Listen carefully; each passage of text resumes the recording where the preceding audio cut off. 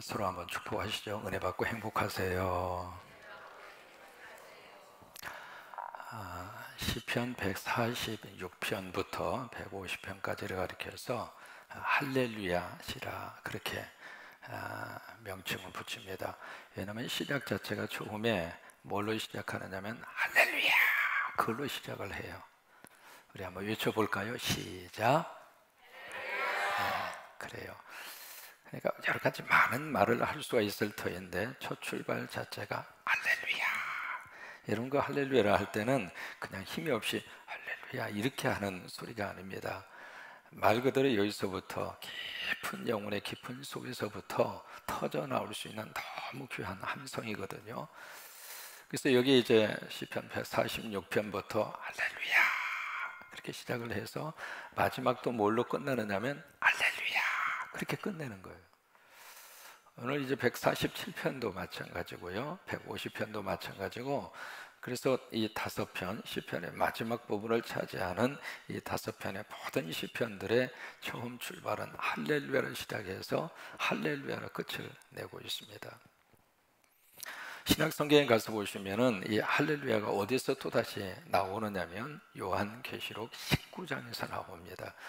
요한계시록 19장을 가리켜서 어린 양의 혼인잔치라 천국에서 이루어지는 예수 그리스도를 위한 너무 귀한 바로 그 혼인잔치에 거룩한 하나님의 백성들과 예수 그리스도의 영적인 혼인의 역사가 나타나는데 그래서 우리가 천국에서 영원히 살게 돼요. 그래서 19장에 보시면은 어린 양의 혼인잔치장이 쭉 이루어지면서 거기서 이제 이 사도 요한의 규전에 하늘의 음성이 들리는 거예요. 근데 하늘의 음성이 들리는데 거기에 수없이 많은 허다한 무리 천국에 있는 성가대원들이 되겠죠. 그 성가대원들이 큰 찬양을 부르는데 찬양의 가사의 첫 마디가 바로 뭐냐면 할렐루야. 그러면서 그 가사가 나와요. 뭐냐면 구원과 능력과 영광이 여호와 하나님께 있도다. 그러면서 이제 그 찬양이 그러니까 천국에서 울려 퍼지는 성가대의 찬양의 가사의 첫 번 가사가 바로 뭐냐면 시작. 그게 가사죠. 이게 손들고 할렐루야 하면은 훨씬 더 은혜가 됩니다. 한번 다 같이 시작. 할렐루야. 그러면서 이게 하늘에서 울려 퍼지는 성가대원의 찬양의 가사입니다. 근데 한 번으로 끝나지 않고 그 다음에 바로 이어서 두 번째 또다시 외쳐지는 함성 소리가 있었는데 그것이 바로 뭐냐면 또다시 손들고 시작 할렐루야 그 두 번째. 근데 거기에 영어로 샤우팅이라고 하는 말을 쓰고 있습니다. 이게 무슨 말이냐면 그게 이제 할렐루야 하는데 그냥 겨우 소리만 내는 할렐루야가 아니라 외칠 수 있는 모든 함성 소리를 다해서 마치 어제 아마 축구 보셨잖아요. 축구 골 들어가니까 좋네 이런 분이 있었습니까? 주의를 위해서 이렇게 좀 자고 있는데 갑자기 밑에 층 아파트에서 와 그래가지고 나하고 연자 씨하고 다시 눈이 떠졌어. 궁금해서 잘 수가 있어야지. 도로 침대에서 기어 나와가지고 또 이렇게 보니까 1대 0이더라고. 그러니까 여러분 그런 순간에 나도 모르게 어떻게 돼요? 함성 소리가 커져요, 작아져요. 커질 수밖에 없잖아요. 그러니까 천국에서 울려 퍼지는 두 번째 해 이 할렐루야가 바로 그런 마음을 담아서 여기에 할렐루야. 근데 두 번으로 끝나지 않습니다. 그 다음에 세 번째는 어떤 역사가 나타나냐면 거기 24장로 그리고 내침성. 24장로와 내침성은 구원받은 성도들에 대한 상징입니다. 구원받은 성도들이 보좌 앞에 계신 어린 양 앞에 예수 그리스도 앞에 다 엎드려서 그러면서 그들이 뭐라고 주님 앞에 영광을 돌려내냐면 아멘 할렐루야 그러는 거예요. 세 번째도 우리가 해봐야 되겠죠. 제가 아멘 하면 여러분이 손 들고 오늘 아침에 손을 좀만 아멘 할렐루야 세 번째.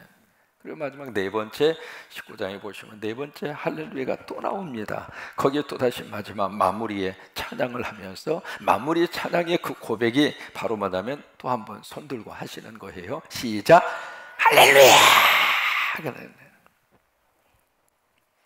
여기 우리가 세 가지의 너무 귀한 영적 메시지를 읽을 수 있습니다. 첫째로 할렐루야는 인생의 문을 여는 열쇠입니다. 그리고 우리 인생의 마지막에 고백할 수 있는 너무 귀한 마지막의 인생의 결론도 바로 뭐냐면 할렐루야입니다. 왜냐하면 할렐루야라고 하는 이 단어의 뜻이 하나님을 찬양하라, 그 뜻이거든요. 다른 누구를 높이는 것이 아니라 하나님을 높여드리는 거예요. 하나님을 찬양하는 것이기 때문에, 그래서 우리 삶의 처음 문도 할렐루야로 열고 인생의 마지막도 할렐루야로 마감하고, 그래서 우리가 천국 가기 전에 이 땅에서 우리가 마지막으로 너무 귀하게 우리 영적인 고백으로 할 수 있는 고백이 할렐루야예요. 하루의 삶을 시작할 때에도 할렐루야로 시작하시고, 그리고 운전하기 전에도 할렐루야로 운전을 하시고, 직장에 가셨어도 이 사업의 문을 열 때에도 할렐루야 그렇게 문을 여시고, 우리 아이들 학교 보낼 때에도 뒤에서 빨리 갔다 와 그러지 마시고 할렐루야 해서 아이들 학교로 보내고, 그러니까 이게 이 삶의 모든 것의 알파와 오메가가 바로 뭐냐면 할렐루야예요. 두 번째, 이 할렐루야는 바로 영적인 감탄사입니다. 그래서 오늘 47편 1절에 보시면 여기 할렐루야, 이게 할렐루야 이 단어로 끝나는 것이 아니라 하나의 감탄사예요. 아, 그렇구나. 어떤 감탄주의. 여러분 그렇게 이야기합니다. 우리 인생에 있어서 지금 절대적으로 부족한 것은 기적이 아니라 감탄이다. 삶에 있어서 우리가 하루하루 살면서 이 감탄, 이 느낌, 이 감성이 메말라 버렸다 그 말이에요. 이게 좋은 것을 보면서도 좋은 게 그 좀 멋진 모습을 보면서도 다 그런 거지 뭐, 이거 인생 다 살아버렸어. 그러니까 인생은 삶은 계란이 아니라 삶은 감탄이에요. 해보세요. 삶은 감탄이다. 특별히 은혜를 받잖아요. 특별히 하나님의 귀한 사랑을 가슴속에 느끼잖아요. 그리고 특별히 하나님의 내 인생 속에 허락하신 하나님의 축복이 깨달아질 때마다, 그때마다 나오는 것이 감탄이에요. 그러니까 여기서도 그냥 할렐루야, 그냥 사람의 음성으로 끝나는 그런 단어가 아니라 너무 귀한 하나님의 역사하심을 딱 보면서 야, 그렇구나. 와, 그렇구나. 영어로 말하면 있어. 원더풀. 그런 얘기. 야, 기가 막히다. 그러니까 이게 성령의 귀한 역사와 능력이 우리 속에 충만히 임하면은요, 이게요 감탄사가 늘어갑니다. 하나님의 말씀이 가슴 속에 부딪혀 오면은 그냥 아무런 감정이 없이 그 말씀을 받는 것이 아니라 그 말씀이 내 삶 속에 감탄으로 오는 거예요. 와! 한번 해볼까요? 이게 할렐루야는 우리 영적인 감탄이에요. 세 번째, 할렐루야는 무엇인가? 신앙 고백입니다.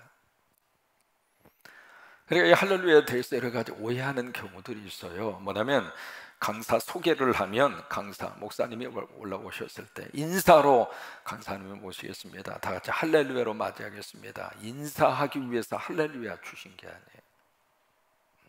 이 할렐루야에 대해서 여러 가지 오용하는 경우들이 있어요. 그 중에 하나가 이게 전화를 했을 때 전화 목소리 수신자가 전화에 대한 응답으로 할렐루야 하라고 주신 게 아니에요.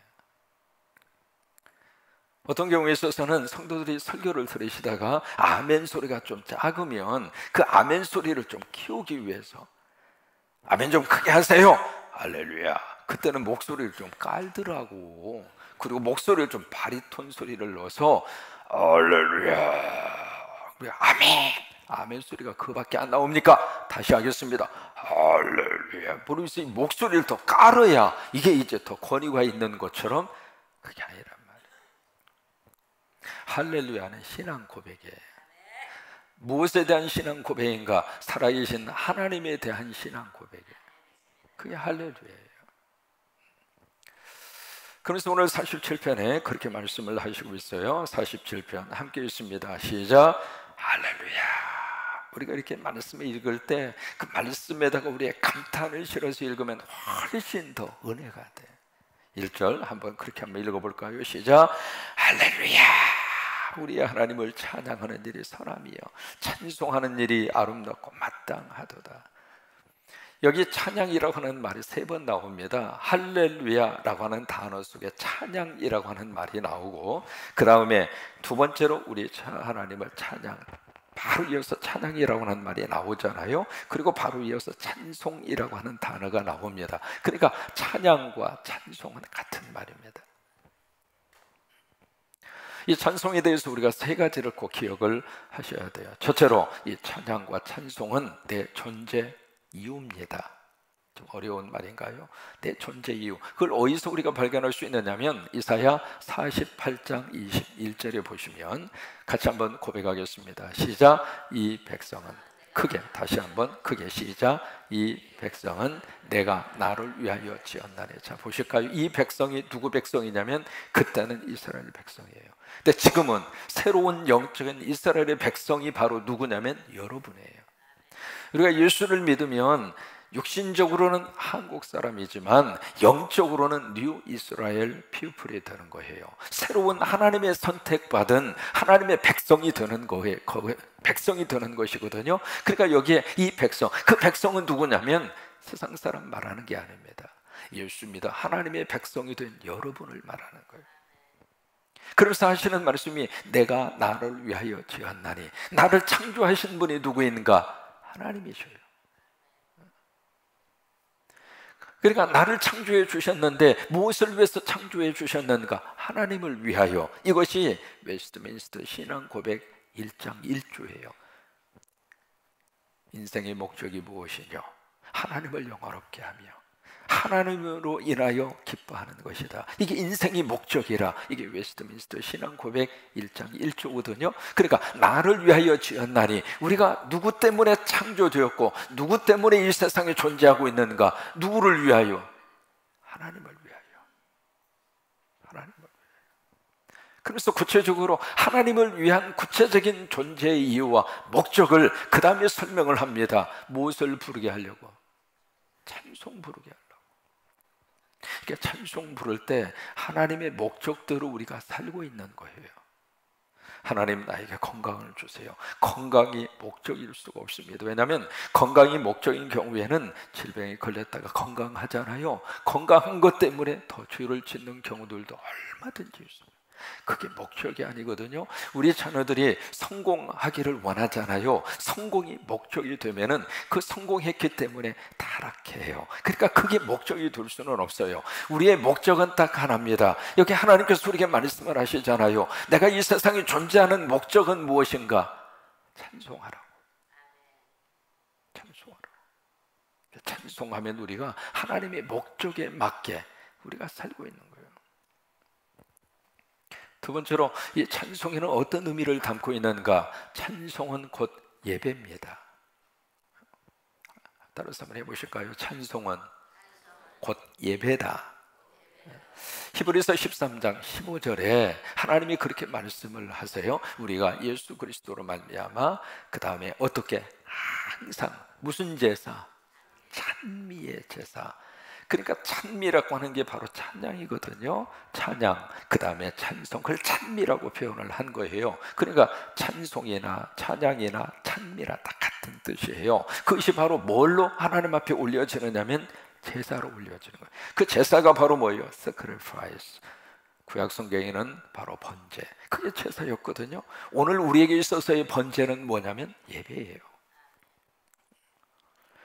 그러니까 여기에 우리의 이 찬송 자체가 바로 뭐냐면 예배라 그 말이에요. 그래서 우리가 이 찬송에 대해서 잘못 쓰고 있는 몇 가지 용어가 있습니다. 그 중에 하나가 뭐냐면 준비 찬송합시다. 이건 말이 안 맞는 말입니다. 예배를 드리는데 그 예배를 위해서 준비 예배를 드리고 또 본격적인 예배를 드리고 그런 예배를 드립니까? 아니잖아요. 그러니까 교회 안에서 준비 찬송합시다. 이 말은 성경적으로 맞는 말이 아닙니다. 또 하나, 이 찬송이 마치 분위기 띄우기 위해서 필요한 액세서리처럼 찬송을 생각하는데 그게 아니라 이 말이에요. 이 찬송 자체가 바로 뭐냐면 예배예요. 내가 지금 찬송을 부르고 있다는 자체가 하나님 앞에 올려지는 예배예요. 마치 우리 성도들이 기도하면 하나님께서 요한계시록에 그렇게 말씀하시잖아요. 금그릇에 성도들의 그 기도를 담아서 향기가 돼서 하나님 보좌로 팍 올라가는 거예요. 그런 것처럼 성도들이 막 찬양하잖아요. 그 찬양하면 그 찬양을 누가 받으시는가? 하나님이 받으셔요. 그래서 찬미의 제사라고 하는 말을 그래서 쓰는 거예요. 세 번째로 이 찬송은 문제 해결을 위한 열쇠가 찬송입니다. 바울과 실라가 빌립보 감옥에 갇혔잖아요. 주의 일을 하다가 우울한 일을 당했어요. 거기다가 엄청나게 얻어맞았어요.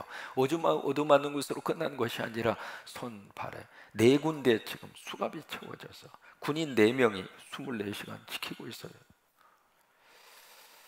기가 막힌 상황을 지금 맞이했잖아요. 그런데 그 속에서 한밤중에 바울과 실라가 입을 열어서 터져 나오는 함성 소리가 있었어요. 그게 바로 뭐예요? 기도하고 그 다음에 뭘 했어요? 찬송했어요. 찬송할 수 없는 그 환경 속에서 찬송이 터져 나왔거든요. 그때 찬송하는 순간에 하나님의 역사가 임해오는 거예요.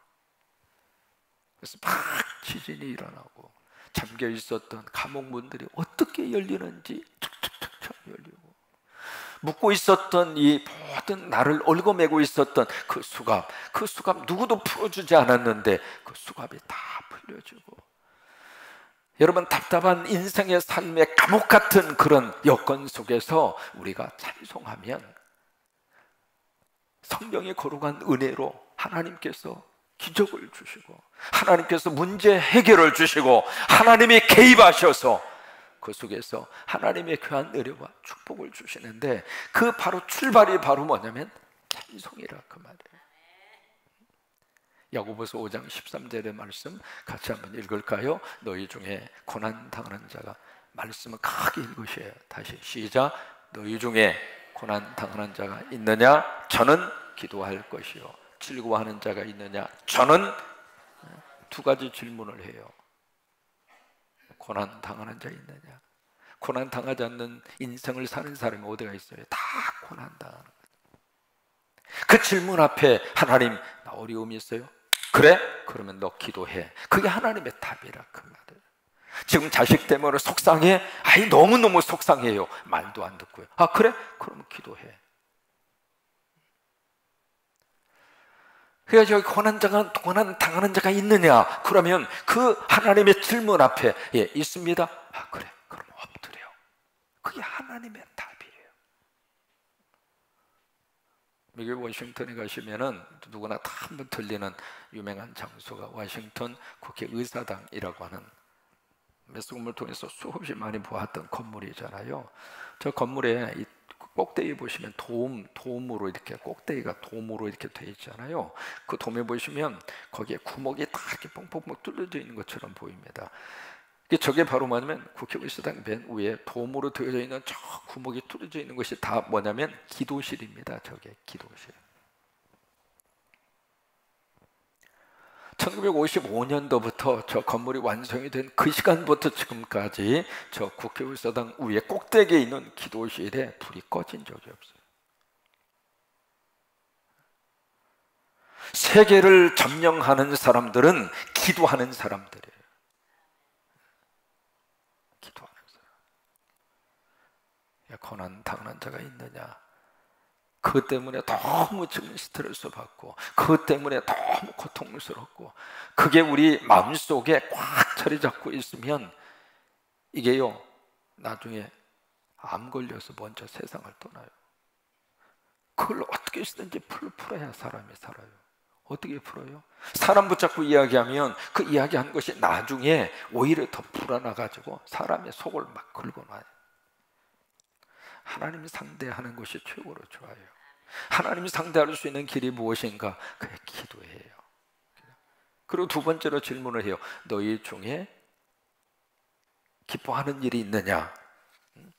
다시 한번 띄워줘 보세요. 너희 중에 즐거워하는 자가 있느냐? 두 번째 질문을 하시잖아요. 즐거워하는 자가 있느냐? 이게 즐거워하는 자가 있느냐, 이 말은 is anyone happy, 그 말이에요. 너희 중에 행복한 사람이 있느냐, 그 말이에요.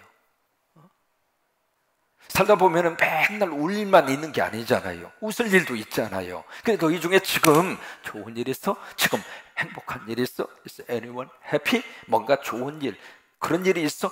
그러면 찬송해. 여러분, 그 말씀을 역으로 이렇게 딱 바꾸어서 우리가 해석을 하면, 행복하고 싶은가? 그럼 찬송하라, 그 말이에요. 찬송을 하면 행복하게 될 것이다. 찬송을 하면 문제가 떠나가게 될 것이다. 찬송을 하면 하나님의 복이 임할 것이다. 찬송을 하면 가슴에 답답함이 풀어지게 될 것이다. 그래서 찬송은 문제 해결의 키예요.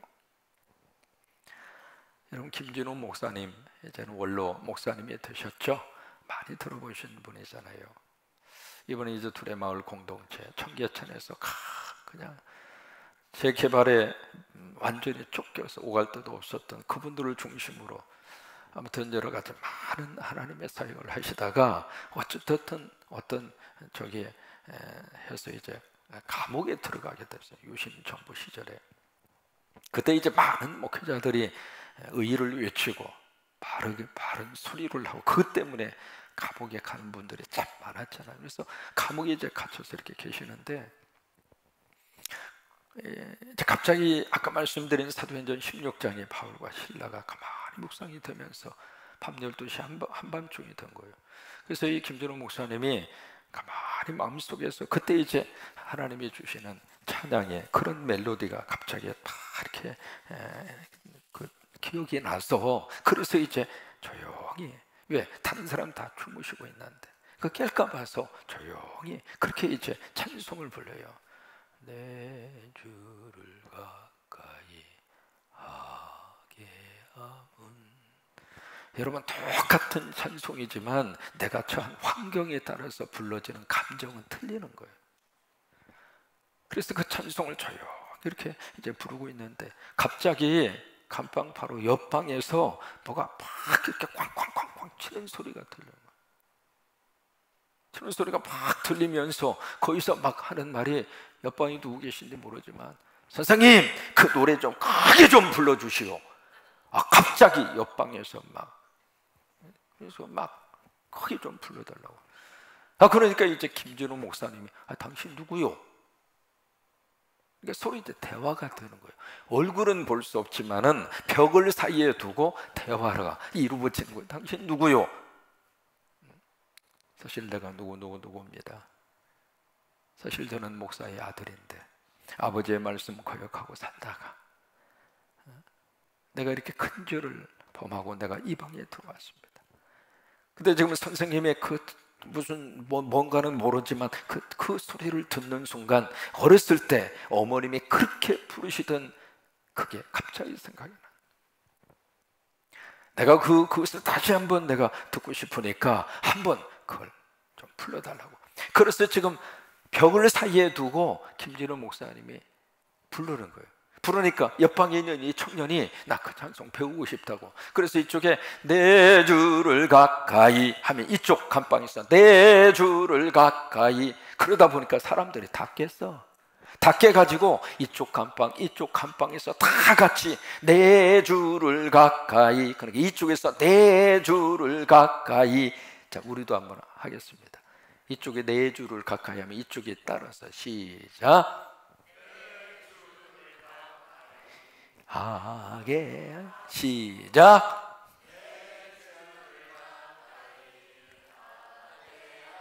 십자가 짐 같은 고생이나.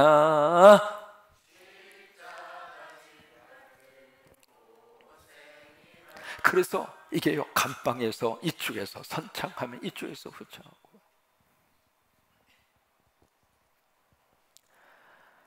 그 찬송을 부르면서 그 젊은이가 그 감방에서 뜨거운 눈물을, 사람이 참 묘해요. 이게 눈물이 나오면 그 다음에 꼭 동생도 같이 나옵니다. 콧물이 나옵니다. 콧물이 나오면 그 다음에 막내도 따라오겠다고 침물까지 흘러나와요. 그러면서 그 찬송을 부르면서 그 젊은이의 마음속에 성령의 귀한 은혜를 부어주셨어요. 그러더니 한참 후에 연세 좀 드신 어느 분이 김진호 목사님을 면회를 온 거예요. 면회를 와서 쭉 이야기하시는데 그분이 바로 그 찬송을 따라서 배웠던 젊은이의 엄마예요. 사모님이죠. 그러니까 와서 하는 말이, 목사님, 내 아들이 달라졌습니다. 그 찬송을 부르면서 그게 달라진 거예요. 여러분, 찬송을 하면 우리 속에 웃을 일을 하나님이 주세요. 찬송을 하면 닫혔던 문을 하나님이 열어주세요. 세상 노래는 두어 번 듣고 나면 더 이상 듣기가 싫은 노래들이 거의 대부분이에요. 세상 노래의 거의 주제는 다 사랑을 이야기했다가 이별을 이야기했다가, 가사를 가만히 생각하면 아유, 저런 노래 꼭 저렇게 불러야 되나? 뭐 그런 노래도 참 많고. 근데 이게 하나님을 찬양하는 이 찬양은요, 부르면 부를수록 하나님께서 큰 은혜를 주세요. 오늘 1절에 보시면, 47편 1절에 보시면 우리 찬양에 대해서 너무 귀한 고백을 여기서 1절에서 해주시고 있습니다. 할렐루야, 우리 하나님을 찬양하는 일. 그러니까 찬양의 대상은 인간이 아닙니다. 하나님이세요. 교회에서 불러지는 모든 찬송은 누구를 위해서 부르는가? 하나님에게. 인간을 향하여 부르는 게 아닙니다. 하나님을 향하여 부르는 거예요. 그러니까 하나님을 찬양하는 일, 그것이 바로 거기에 뭐라고 말씀하시는가? 세 가지로 말씀하셨어요. 첫째로, 그것이 선하다. 그러니까 찬양하는 그 일이 너무 선하다. 영어로 good이라고 하는 말을 쓰는데, 이 선하다고 하는 말이 좋다라고 하는 것으로 끝나지 않고 이익이다, 그 말이에요. 그러니까 찬양을 하면 뭔가 생기는 것이 있다, 그 말이에요. 여기 선하다라고 하는 것은, 그러니까 윤리와 도덕적으로 선하다, 그런 차원을 뛰어넘습니다. 찬양하는 그 자체가 너무나 아름답다. 아름답다라고 하는 그 말씀 속에는 찬양을 하면 하나님이 주시는 이익이 있다, 이 말이에요. 두 번째로, 찬송하는 그 일이 어떤가? 아름답다. 영어로 말하면 beautiful. 그래서 찬양하는 그 모습이 너무 아름다운 거예요. 오늘 2부하고 3부, 오늘 설교의 이 내용을 바꾼 이유가, 오늘 월드비전에서 와서 같이 우리 찬양하잖아요. 그래서 설교를 좀 이렇게 시리즈에서 조금 바꿔본 거예요. 우리가 같이 찬양하는데 1부 들으시다가 2부, 3부 시간이 되시면 함께 와서 한번 보세요. 옛날에 선명회라고 하는 합창단으로 시작을 했잖아요. 근데 이름을 이제 월드비전 합창단으로 바꿨어요. 6.25 사변에 한국에 참 힘들고 어려울 때, 그때 가장 많이 사회 속에서 탄생한 그룹이 과부고, 두 번째는 고아였습니다. 전쟁 이후에 쓰라린 아픈 그 역사의 상처잖아요. 그때 그 고아들을 다 이렇게 모아서 그 고아들을 중심으로 만든 것이 선명회라고 하는 어린이 합창단이에요. 그래서 이 합창단이 많은 분들의 기도와 그리고 선교적인 후원을 받고 이 아이들이 너무 귀하게, 그래서 선명의 어린이 합창단 하면 한국에서 이거잖아요. 그렇게 아름답고 하나님을 찬양하는 그 일이 너무 아름답다고 하는 거예요. 그 다음에 세 번째로, 하나님을 찬양하는 그 일이 세 번째 어떻게 하는가? 마땅하다. 마땅하다, 그 말은 당연하다, 그 말이에요. 젊은이들의 표현대로 말하면 당근이지. 그러니까 찬양하는 그 자체가 너무 당연하다, 그 말이에요. 사람이 살아있으면 움직이는 것이 당연한 것처럼, 그런 것처럼 우리 성도들이 하나님을 찬양하는 것은 마땅하다, 이 말이에요. 당연하다, 그 말이에요. 제임스 페니라고 하는 분이 계세요. 미국 분인데 이분이 목사 아들로 태어났습니다. 40대 사업을 하셔서 40대에 백만장자가 돼요. 그때 1929년도에 미국의 역사에 뭐가 있었냐면 경제 대공황에 쓰나미가 나라 전체를 휩쓸고 갑니다. 한국의 IMF 이상 가는 경제 대공황이 미국 전체를 확 휩쓸어 버려요. 그때 이 제임스 펜이라고 하는 사람이 28살이었는데 그 28살의 나이로 그 많던 모든 재산을 다 파산이 됩니다. 어쩐데 더 충격으로 아내가 세상을 떠납니다. 그리고 본인은 병에 걸립니다. 그래서 미시간주라고 하는 그 주에 배틀 크릭이라고 하는 병원에 입원을 합니다. 가만히 생각해 보니까 기가 막혀요. 있던 재산 다 없어졌지. 함께 살던 아내는 앞서서 떠났지. 본인은 병에 걸렸지. 그래서 이제 병상에 누워서 생각해 보니까 모든 것이 캄캄한 거예요. 여러분, 그 순간에는 누구든지 다 우울증 현상이 나타날 수밖에 없어요. 이리 보아도 저리 보아도 희망의 가능성이 하나도 보이지 않아요. 그래서 이제 절망 가운데 이분이 그 병상에 누워서 투병 생활을 그렇게 하고 있는데 어느 날 그 옆 병상에서 들려오는 찬송 소리를 들어요.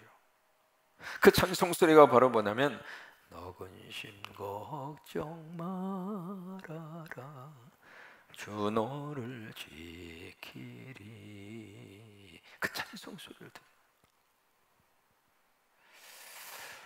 목사의 아들로 태어났기 때문에 그 찬송을 전에 많이 들었지만은 그 찬송이 가슴을 울리지는 못했어요. 여러분, 찬송을 부른다고 찬송을 듣는다고 다 듣는 게 아닙니다. 근데 그 순간에 그 찬송이 그의 영혼에 들렸어요.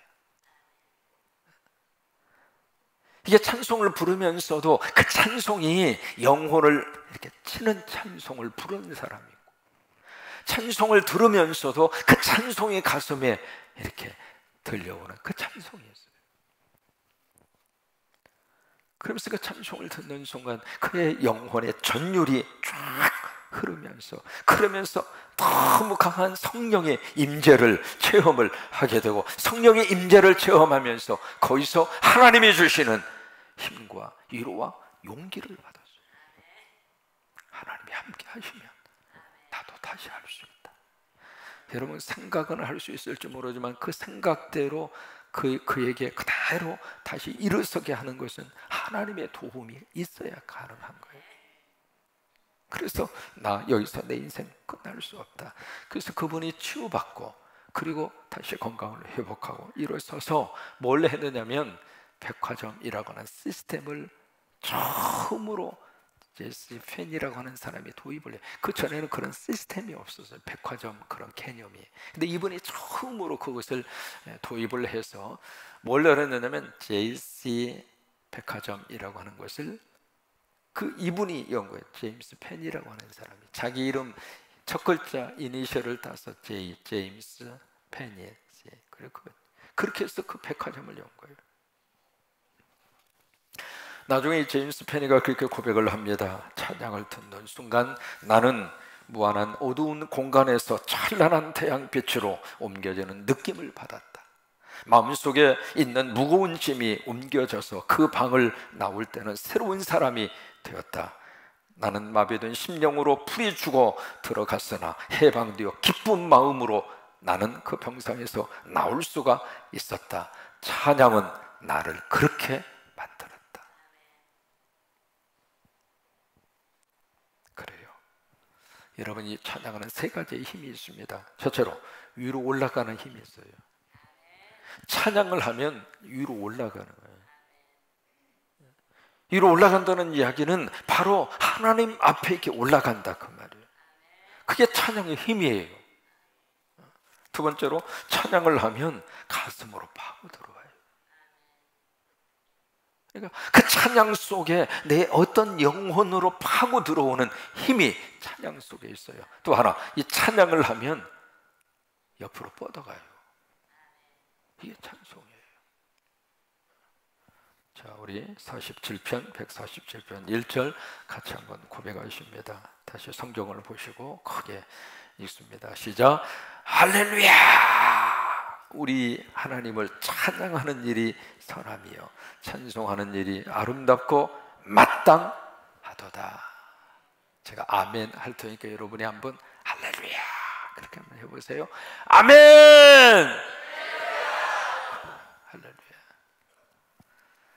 시간이 되시면 2부, 3부 오셔서 2부, 3부 시간에는 이 설교가 아주 짤막해져. 1부만 오늘 설교를 제대로 한 거니까 1부 오신 분들만 오늘 수집 맞은 거고 2부, 3부는 이 설교 다 못해요. 짧게 할 수밖에 없는데 좀 시간 일부러 내셔서 그 친구들 이렇게 주일날 모신다고 하는 것이 거의 어렵습니다. 다 학생들이에요. 다 학생들. 지금 이제 고아로만 구성이 된 게 아니고요. 지금은 다 그렇게 선발을 해서 훈련을 해서 한국뿐만이 아니라 전 세계를 다니면서 찬양하는 그런 귀한 찬양단이 됐습니다만은 일부러 와서 이제 귀한 찬양을 하니까 오셔서 조금 시간을 좀 내시고 문 1시간 닫고 오셔도 절대로 손해 보지 않습니다. 그런 은혜가 여러분 위에 넘치게 되기를 주의 이름으로 축원합니다.